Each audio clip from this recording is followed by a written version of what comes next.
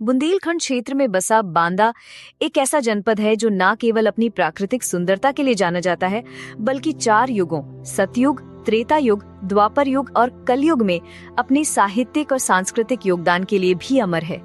ये भूमि ऋषियों, कवियों और महान रचनाकारों की तपोस्थली रही है, जिन्होंने विश्व साहित्य को अनमोल रचनाएं दी। डॉक्टर शरद चतुर्वेदी एक विद्वान और बांदा के सांस्कृतिक गौरव के गायक इस गाथा को बड़े गर्व के साथ बयां करते हैं। वो बताते हैं कि सतयुग में जब बांदा की पवित्र भूमि पर वामदेव ऋषि ने अपनी तपस्या से इसे आलोकित किया, उस समय बांदा को वामदेव नगरी के नाम से जाना जाता था। एक शांत गुफा में तपस्या करते हुए वामदेव ऋषि ने वामदेवेश्वर शिव की आराधना की।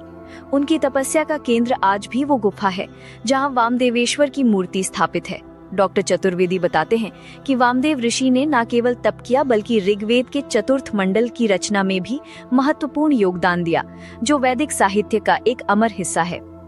इसके बाद समय का पहिया घूमा और त्रेता युग में बांदा की लालापुर पहाड़ी पर एक और महान ऋषि ने जन्म लिया, वाल्मीकि। उनके आश्रम के भग्नावशेष आज भी इस पवित्र भूमि की कहानी कहते हैं। यहीं बैठकर वाल्मीकि ने रामायण की रचना की, जो मानवता के लिए धर्म, नैतिकता और प्रेम का एक अनमोल उपहार बनी। डॉक्टर चतुर्वेदी गर्व के साथ कहते हैं, ये वही भूमि है जहां भगवान राम की कथा ने जन्म लिया, जिसमें मानव जीवन के आदर्शों को उकेरा गया। द्वापर युग में बांदा की धरती ने एक और साहित्यिक चमत्कार देखा।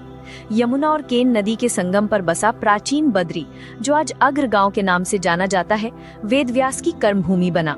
डॉक्टर चतुर्वेदी बताते हैं कि यहीं वेदव्यास ने महाभारत की रचना की, जिसमें भगवान कृष्ण की कथा ने साहित्य को एक नया आयाम दिया।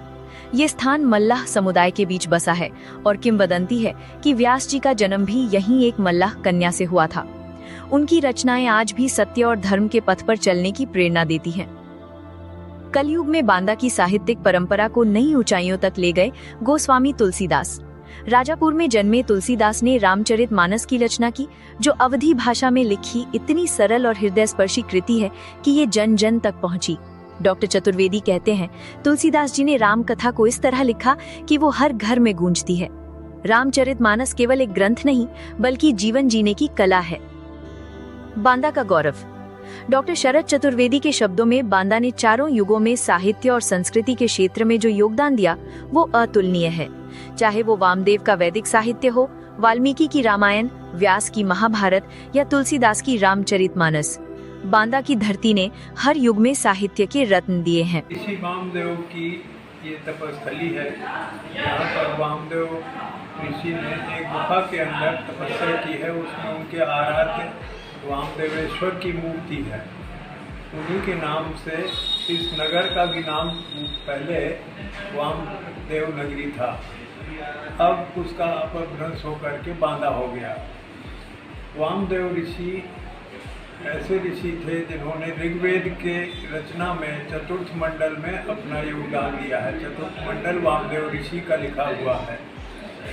बांदा जनपद जो अविभाजित जनपद है, उसने संपूर्ण सत साहित्य, चाहे वो वैदिक काल रहा हो या त्रेता युग रहा हो या द्वापर युग रहा हो या कलयुग, सभी में सांस्कृतिक योगदान दिया है। सतयुग में वामदेव ऋषि ने योगदान दिया है। त्रेता में वाल्मीकि ऋषि ने राम कथा लिखी रामायण के नाम से। उनका भी आश्रम अविभाजित बांदा में लालापुर पहाड़ी के ऊपर उनके अपने भग्नावशेष हैं, जहाँ उनका आश्रम था। उन्होंने राम कथा लिखी। त्रेता युग में द्वापर में कृष्ण कथा लिखी गई, जो कृष्ण द्वैपायन व्यास ने लिखी।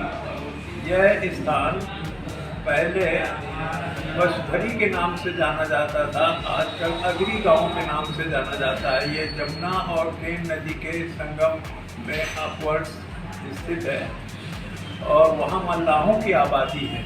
मल्लाह कन्या से ही उनकी पैदाइश है।